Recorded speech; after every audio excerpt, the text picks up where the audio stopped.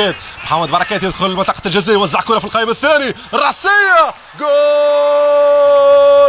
جول جول جول جول. يعني الهدف الثاني لنادي الاهلي من سجل الهدف. انا شفت الكرة توزعت وشفت الكرة في الشباك ولكن لم أشاهد من سجل. هذه لمسة بركات اللي قلت عليها في الشوط الأول ونوهت بها في الشوط الثاني، والراسية من متعب.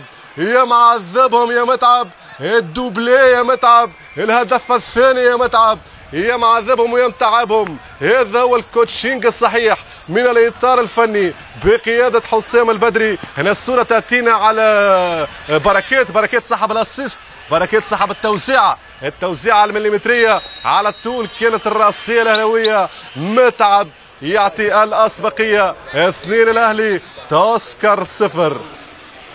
ثنائي نادي فيتا كلوب الى موريس اوبيو، يلعب كره طويله والتدخل من سعد الدين السمير براسيته، لكن ما زالت عند اوبيو يعمل العرضيه والراسيه، وهدف تذليل الفارق. هدف تذليل الفارق هنا. يعني لما تخلي اللاعب يلعب في منطقه 18 ما تضغطش عليه تقبل، لكن هدفين مقابل واحد. جيمس اويو براسيه، صاحب القميص رقم 14 ياخذ العرضيه والامداد من اللاعب موريس اوبيو على الطول لجيمس اويو ويسجل هدف تذليل الفارق. على كل ما زالت الاسبقيه 2 وما زال الانتصار مصري.